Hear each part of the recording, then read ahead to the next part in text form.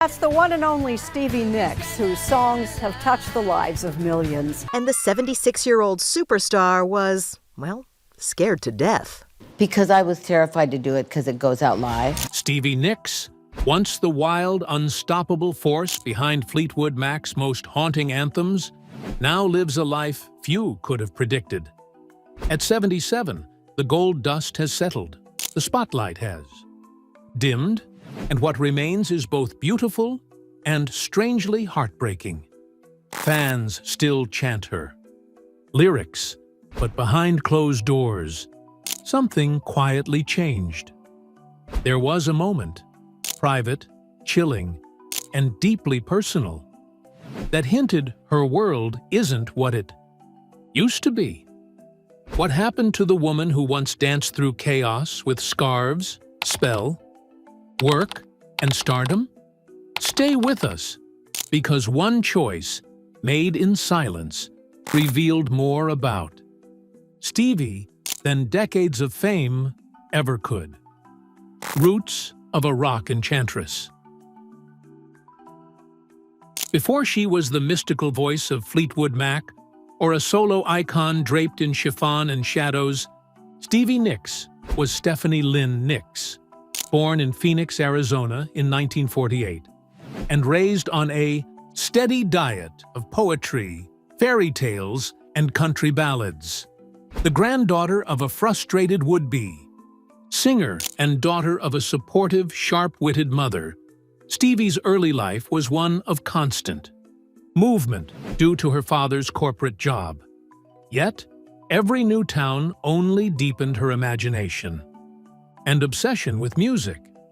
She wrote her first song at 16 and quickly began crafting lyrics that felt more like spells than stories. Stevie's journey to fame wasn't instant. Alongside then-boyfriend Lindsey Buckingham, she struggled through lean years in Los Angeles, cleaning houses by day and writing music by night. Their first real breakthrough came with the release of their 1973 album, Buckingham Nicks, which, while not commercially successful, captured the attention of Mick Fleetwood. That invitation to join Fleetwood Mac in 1975 would forever alter the course of her life. Within a year, Nicks's haunting Rhiannon and aching Landslide helped catapult the band and herself into global superstardom. From the late 70s until the late 80s, Stevie Nicks was much more than a rock star. She was a symbol. Her look, voice, and stage presence were recognized instantly.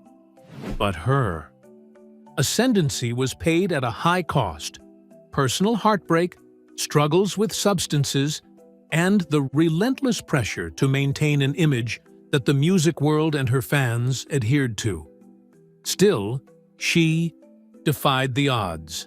She built a solo career alongside Fleetwood Mac by producing hits like Edge of 17, Stand Back, while facing the expectations and limitations imposed on women within the industry. Stevie's story is more than the rise of an artist. It is the story of survival. What made her different was not only her voice or look, but her capacity to transform fragility into strength. Her songs were never just about love.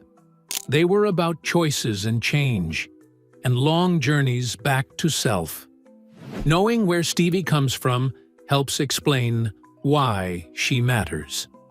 Behind the myth is a woman who has fought all her life to be heard, seen, and acknowledged, not simply as a singer, but also as a creator who made rock history on her own terms. Just as her legacy seemed carved in stone, a new wave of controversy began to challenge everything fans thought they knew: ticket pricing controversy. As Stevie Nicks gears up for her 2025 solo tour across North America, the excitement has been met with an unexpected backlash, not over her music, but the price of admission.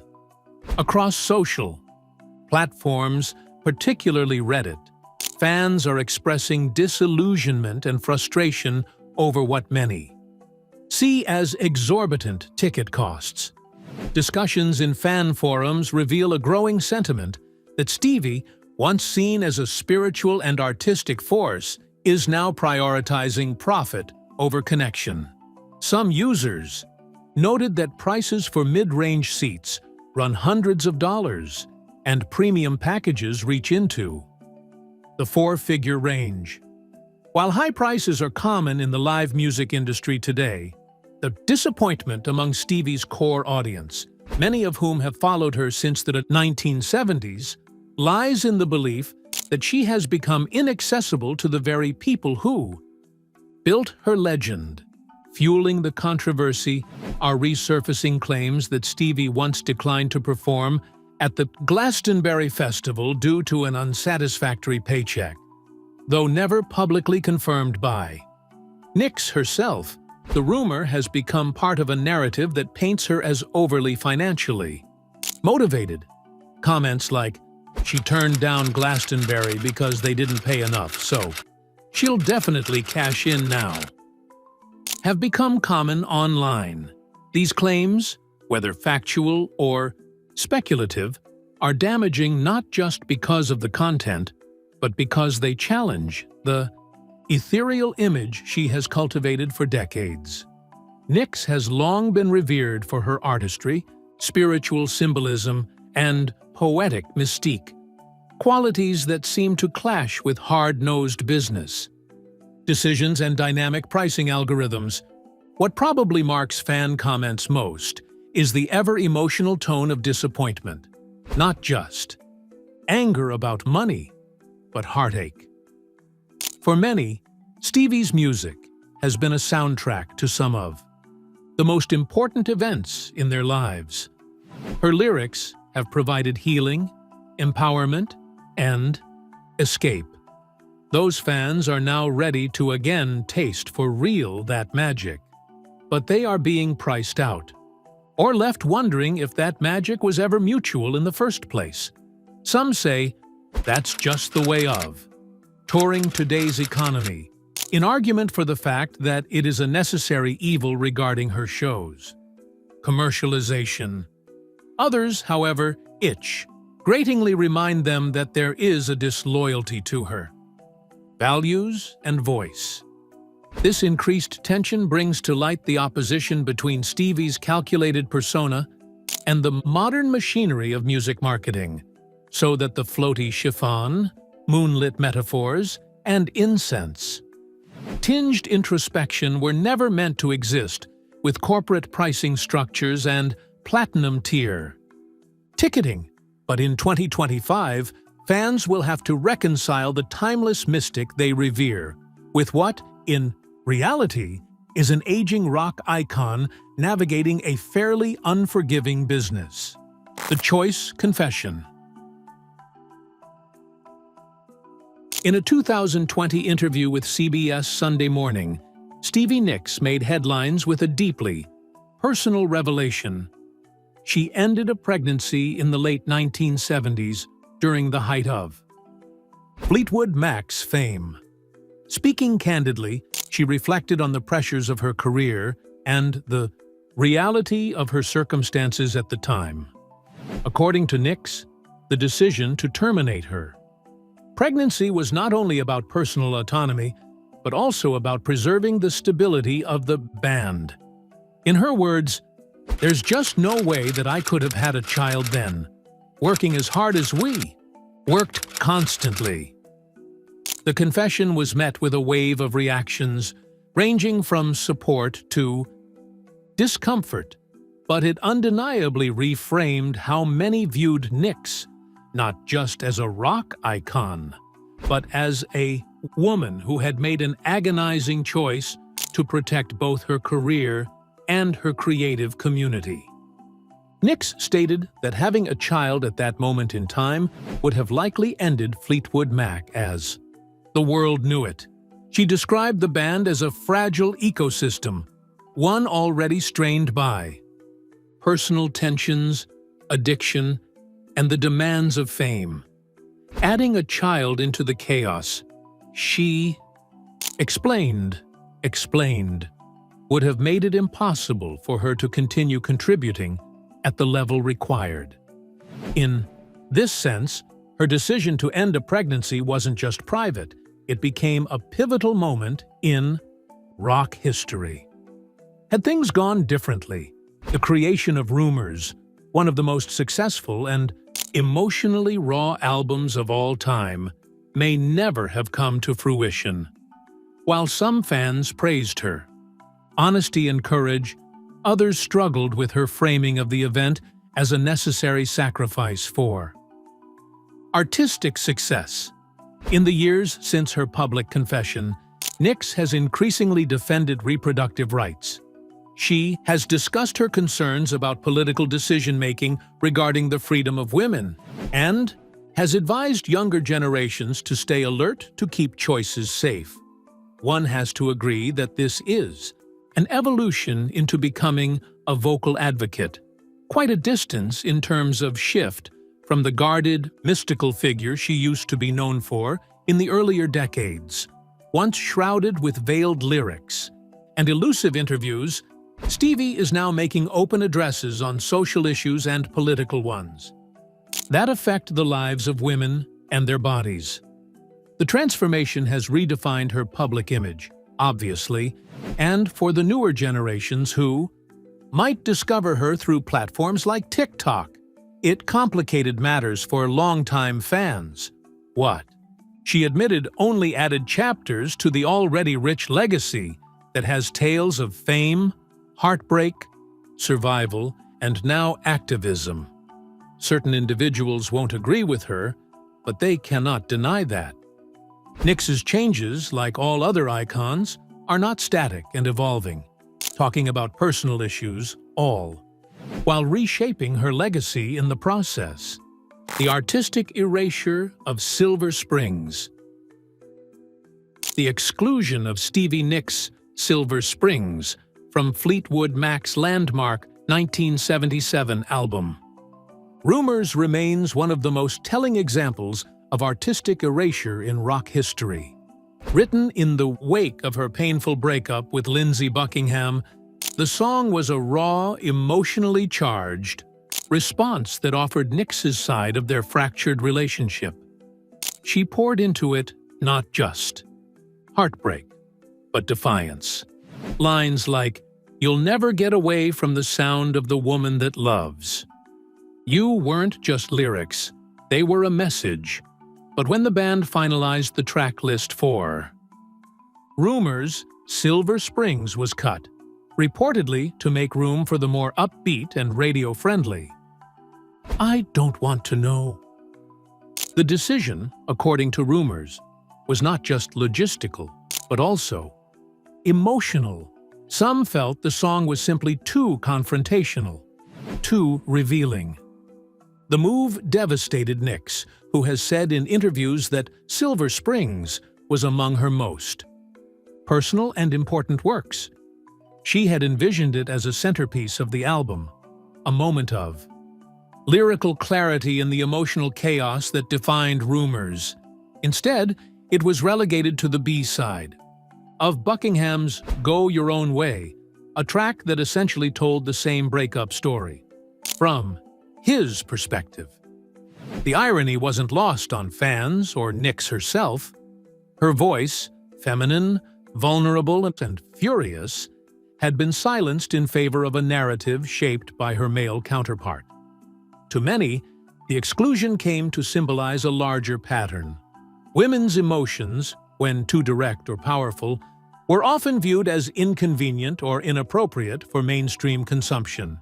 Eventually, however, Silver Springs found an audience, with lyrics haunting yet swelling with emotion. The song resonated with its audience, especially with females who felt it articulated their own problems with heartbreak and emotional suppression. When Nicks was performing the live show with Fleetwood Mac during their 1997 The Dance reunion, that was the show-stopping moment.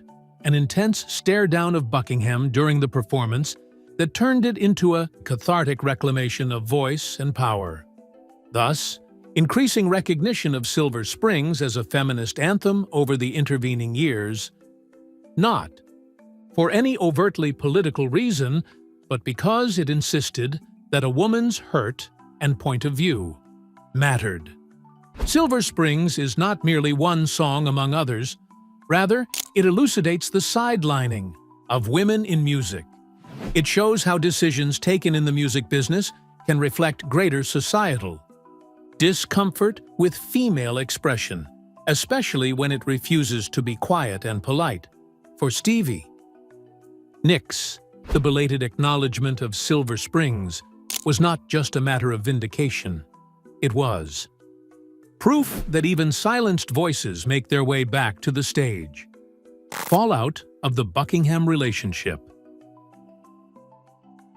Decades after their romantic and creative partnership dissolved, Stevie Nicks and Lindsay Buckingham remain locked in one of rock music's most emotionally complex legacies. Their relationship, which began before their rise to fame with Fleetwood Mac, continues to reverberate through both their personal reflections and public personas. While the romance officially ended in the 1970s, its emotional residue has never truly faded. Nicks has often spoken of the relationship in contradictory terms, at times nostalgic, at other times bitter, suggesting an emotional thread that remains tangled even after years of distance. In interviews, she has described the lingering pain, saying she still hasn't fully processed the depth of their connection or its lasting impact. Their dynamic was defined by a powerful tension, one that fueled their greatest creative triumphs, while also leaving lasting emotional scars. Fleetwood Mac's seminal album, Rumors, is a testament to the way heartbreak and music collided in their partnership. Songs like Dreams and Go Your Own Way became not just hits, but public conversations between two people navigating the collapse of a relationship under the glare of fame. Despite the personal cost, their musical chemistry was undeniable. That duality of creating beauty from pain became a defining trait of their collaboration, but it also cemented a toxic push-pull dynamic that seemed to carry into every era of their professional lives. The emotional fallout is still fresh, with Nicks still showing emotional effects when discussing Buckingham. Nicks, during a 2018 interview, stated, "He and I will always be antagonizing to each other," a remark that established unresolved tension remains. Little things are enough to trigger their pointed exchanges, past band reunions or discussions on their solo work. Rumors claim that Nicks motivated the firing of Buckingham from Fleetwood Mac in 2018. This decision is said to have deepened the divide between them. While mist formed around the firing speculation, it itself points to how central this relationship remains in the narrative of both artists. No possible figure from her past seems to elicit such consistently visceral responses. Stevie Nicks and Lindsay Buckingham may have had a most defining and destabilizing connection, perhaps. Other than lovers or collaborators, a memory of an emotional longer shadow is not something she seems ready or willing to escape. In contrast with her deeply satisfying, healing friendship with McVy, the unresolved aspect showcases the emotional toll of mixing passion with the profession. Just as one emotional entanglement slowly unraveled, another far more silent struggle was already beginning to take its toll.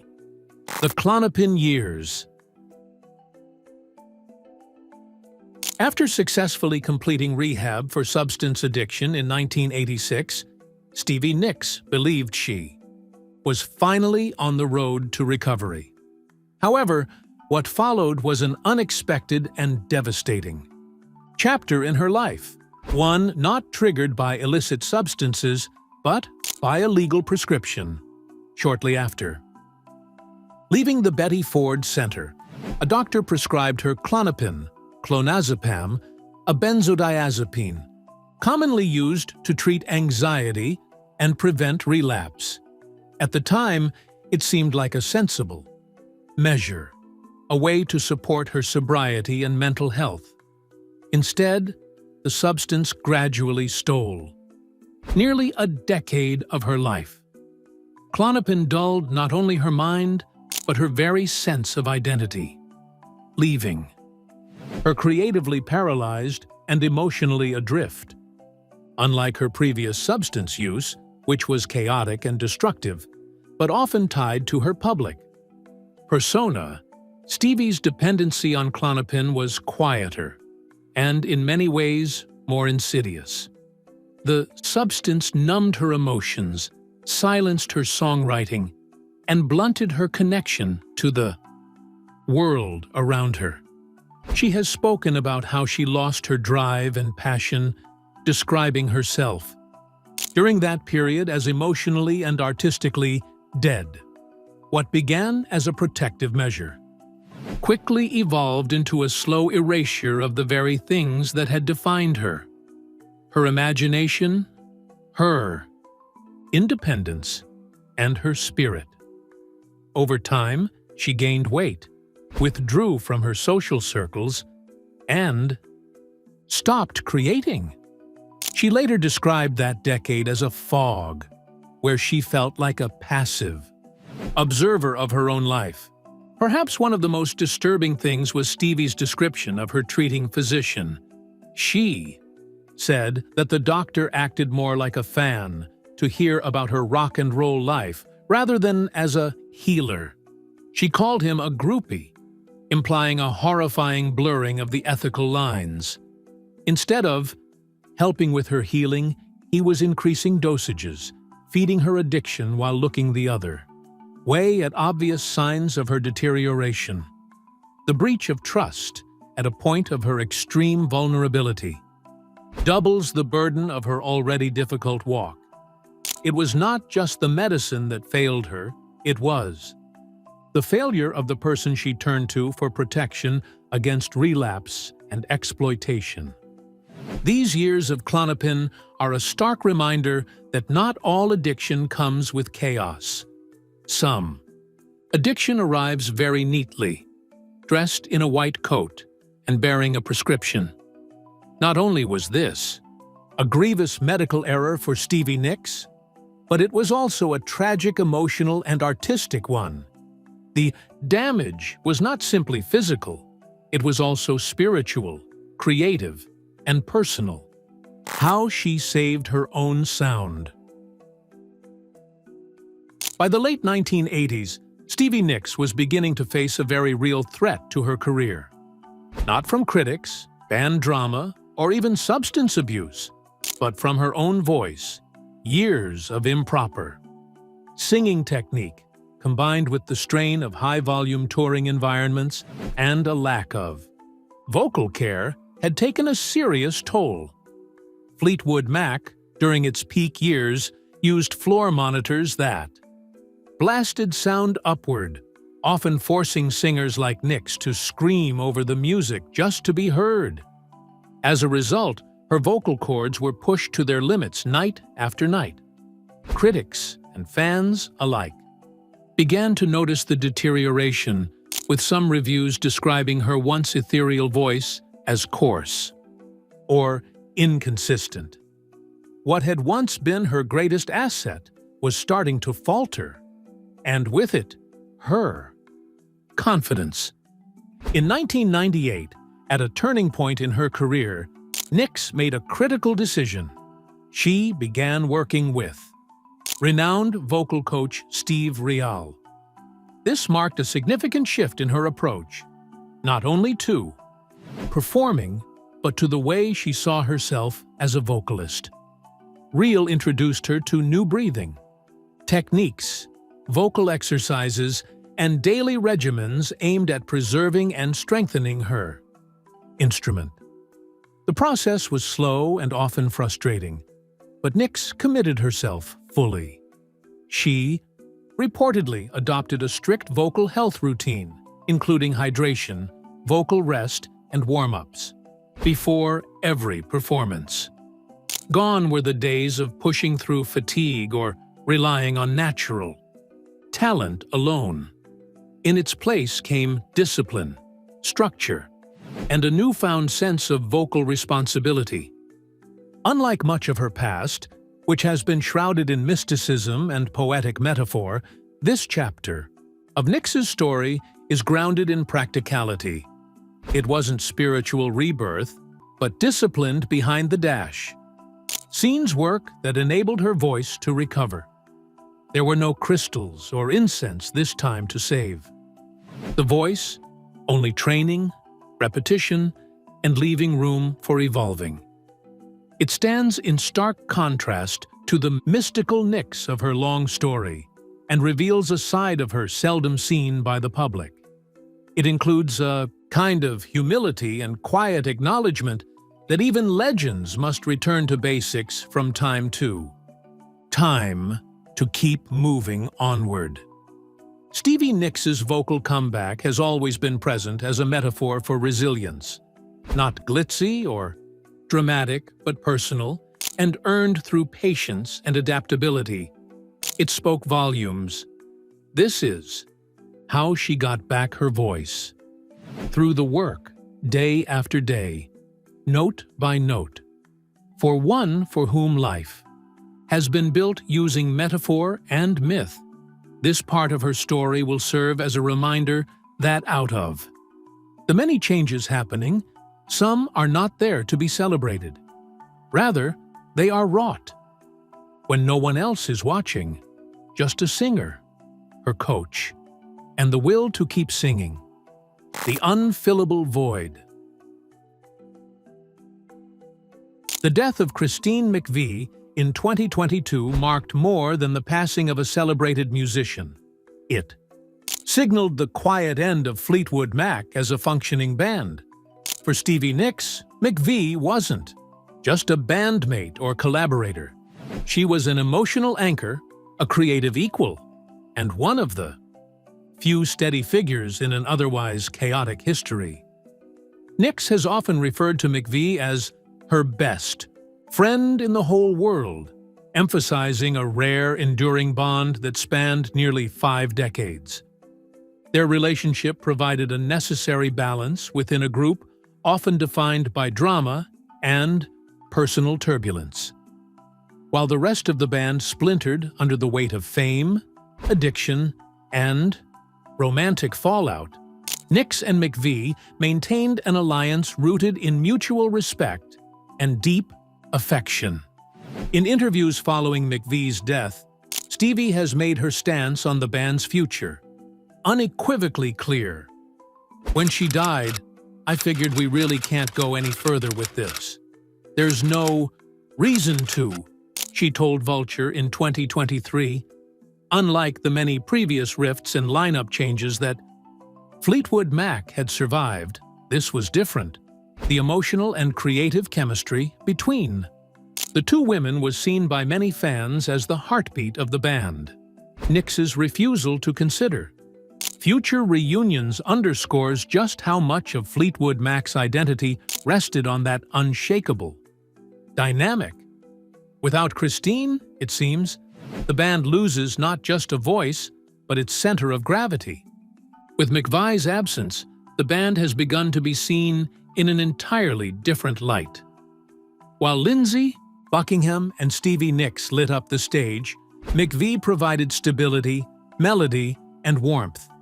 Her songs, such as Songbird, Everywhere, and You Make Loving Fun, offered a balm for the sleepless nights, and her solid, grounded presence on stage was the counterbalance to all the turmoil that Fleetwood Mac represented.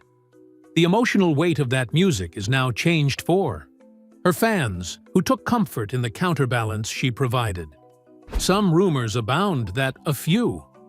Members still hope for the final reunion tour, but without McVy, it will be hard to feel anything but nostalgia. In many ways, the loss of Christine McVy has become a symbol of Stevie Nicks' slow but definitive transition away from the past. Her pronouncements of the band's end, her withdrawal from public performances with Fleetwood Mac, and her increasingly solo focus seem to not just mourn, but to bring closure. The void that can never be filled by McVy does not just end a partnership. It seals the end of an era. One even the most ethereal member of the band, Nicks, seems ready to lay to rest. Mysticism over companionship. Since the death of her mother, Barbara Nicks, in 2011, Stevie Nicks has undergone a quiet but profound transformation.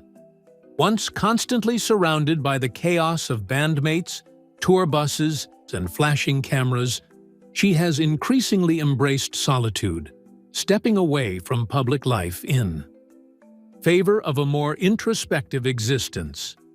Friends and fans have noted how Barbara's passing seemed to mark a spiritual and emotional pivot in Stevie's life. She has spoken openly about being unable to leave her house for nearly 5 months following the loss, a period that, by her own admission, was filled with overwhelming grief and emotional withdrawal. Rather than turning to people for comfort, Stevie appears to have retreated inward, cultivating a private world marked more by candles and intuition than by conversation and companionship. Over the years, Nicks has shared several stories that reflect her belief in the continued presence of her mother. In interviews, she has described feeling Barbara's spirit communicate with her through subtle signs, warnings about health issues, or guidance when something was lost. One often cited anecdote involves Barbara telling Stevie she had acid reflux before she even knew it herself. In these moments, Stevie says she responds with a simple, heartfelt thank you to Barbara. To some, these accounts might sound eerie or mystical.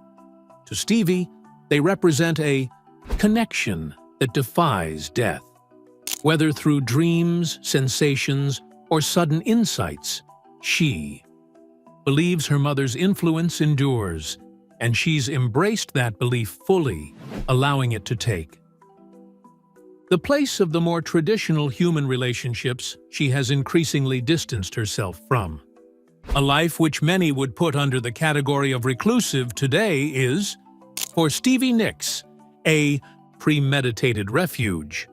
Descriptions of her lifestyle verge on ritualistic, hours spent writing by candle, and silk scarf in a space filled with energy and sacred objects. Rumors suggest she barely meets former collaborators, if at all, and longtime friends are no exception. She prefers a tight circle of acquaintances. She doesn't appear to prefer that. Maybe she finds company in memories, ghosts, and the gentler repetition of spiritual habits. This may not be a life of solitude, but rather a chosen silence, a space for reconnection to her very self without intrusion from the outside world. Framing Stevie's current lifestyle as a breakdown misses the deeper truth. What might appear as isolation is, in her world, an intentional withdrawal into a space of safety, reflection, and spiritual continuity. It's less about escaping others and more about honoring those who've already passed, especially her mother. Just as she's found quiet in the shadows, whispers of a final revelation have begun to stir. Legacy reckoning through music. Stevie Nicks' upcoming project, tentatively titled The Ghost Record, has become the center of speculation and anticipation among fans and critics alike. Described by Nicks as a deeply personal and autobiographical collection, the album is rumored to delve into memories of fantastic men from her past, an evocative phrase that suggests both nostalgia and reckoning. Unlike her previous works, which often used metaphor and mysticism to veil the truth, the Ghost record is said to confront her history more directly. It's being framed by some close to the project as a concept album that functions less as a dreamy reflection and more as a kind of lyrical ledger, a place where emotional debts are recorded and, perhaps, finally settled. Fueling this sense of unfinished business is a remark Nicks made during a recent live appearance, in which she jokingly turned to music executive Jimmy Iovine and said, "You're next." The comment, though delivered with humor, sent ripples through her fan base. Some interpreted it as a hint that Iovine, or other high-profile figures from her past, might be addressed directly in the new songs. While Nicks has not clarified the statement, fans on social media have debated its tone, questioning whether it was a playful jab or a warning of exclusion.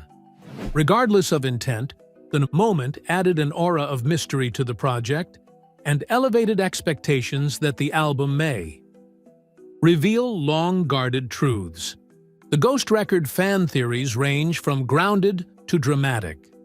Some speculate that it will put to rest the hidden tensions in Fleetwood Mac, especially in views with Lindsey Buckingham and Mick Fleetwood. Others surmise that it might have looked into some verbosities in her past solo career, or love affairs, including some with other artists. Some people even say that it may deliver names in the album or, in some way, beat up old grudges emotionally, perhaps even more explicitly than past songs hinted at. Though it's all speculation, it feeds a growing sense that 77-year-old Stevie might be ready to come clean, not to obfuscate but to clear the air, using her art. If the Ghost record is indeed the last unvarnished chapter, then it could also serve as Stevie Nicks's last act of creative rebellion. After decades of allegorizing her life in dreamlike images, this project seems ready to drop the veil. It's possible that the album closes some doors while leaving others ajar as an ultimate means of finalizing the footnotes of a life lived in myth, melody, and memory. In this light, the Ghost record may not only function as a confessional, but also as a mirror, reflecting how Nicks sees herself after years of public scrutiny and private reckoning. Its emotional gravity could offer fans a rare, unfiltered look at the woman behind the icon, stripped of enchantment, but no less powerful. Rather than chasing closure, the album might instead redefine it, suggesting that resolution isn't always neat or forgiving, but necessary nonetheless. If Stevie's story moved you or made you see her in a new light, let us know in the comments below. We read everyone. Don't forget to hit that like button, subscribe for more deep dives into music, legends, and tap the bell so you never miss an upload. And if you want more, the next video is waiting for you right here on the screen. Go ahead, click it now.